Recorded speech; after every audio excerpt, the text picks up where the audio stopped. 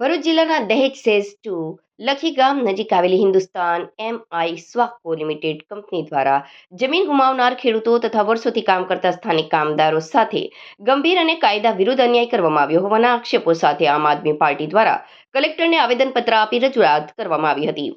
આમ આદમી પાર્ટી ભરૂચ જિલ્લા પ્રમુખ શ્રી પિયુષ પટેલે જણાવ્યું કે તારીખ 26 ડિસેમ્બર 2025ના રોજ કંપનીએ કોઈ પૂર્વ સૂચના વિના પ્લાન્ટ બંધ કરી ગેટ પર નોટિસ લગાવી કામદારોને નોકરીમાંથી બહાર કરી દીધા। સરકારના નિયમ મુજબ જમીન ગુમાવનાર ખેડૂતોને કાયમી રોજગાર આપવાની ફરજ હોવા છતાં કંપનીએ તેનો અમલ કર્યો નથી। કંપની દ્વારા જમીન ગુમાવનાર ખેડૂતોને માત્ર ₹1.5 થી 3 લાખ જેટલી રકમ આપી મામલો પૂર્ણ કરવાનો પ્રયાસ કરવામાં આવ્યો છે, જે અન્યાયપૂર્ણ છે। આ રકમ સ્વીકારવામાં ઇનકાર કરનાર કામદારોને ધમકીભર્યા નોટિસો પાઠવવામાં આવી રહ્યા હોવાનું પણ જણાવ્યું છે।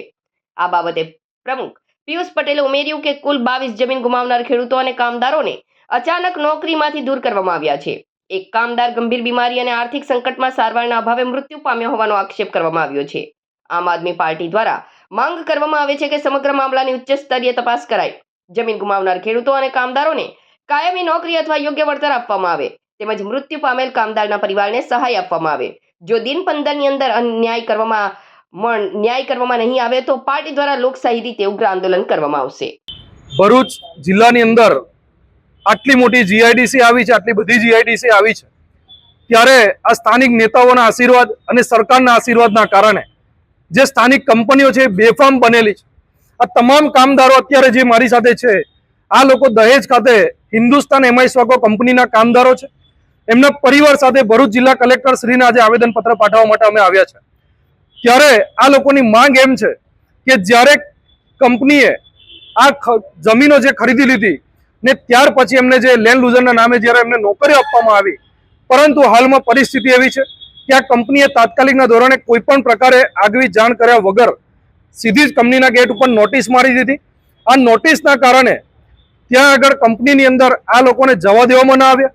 આ લોકોને ગ્રેજ્યુએટના નામે 1.5 લાખથી 3 લાખનું ખાલી વળતર આપવાની વાત કરી અને વળતર ન સ્વીકારતા આ લોકોને ધમકી ભર્યા અત્યારે કંપની દ્વારા એક નોટિસો આપવામાં આવી રહી છે।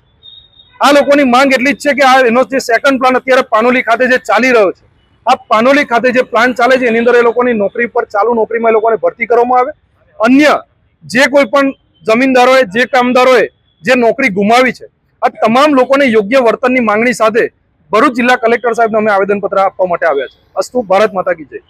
મારું નામ મનહરભાઈ દહિયાભાઈ આહિર, મૂળ ગામ લખી ગામ। હું એક લેન્ડ લોઝર તરીકે હિન્દુસ્તાન એમઆઈ સ્વાકોમાં નોકરી લાગેલો। મારી સાથે 22 કર્મચારી હતા।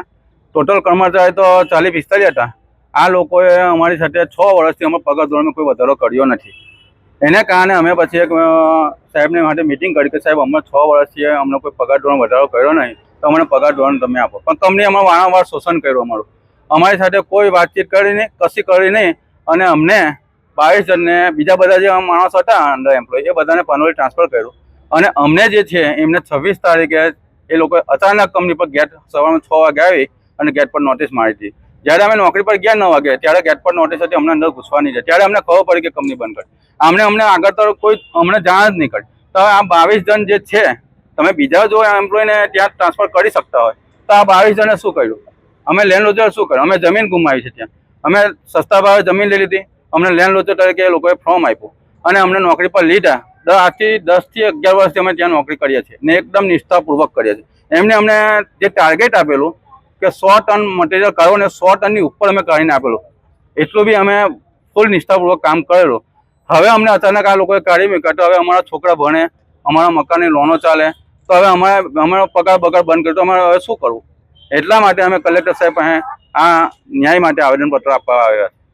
મારું નામ રેખાબેન ભગવાનભાઈ આહિર છે ને હું દહેજ લખી ગામ રહું છું।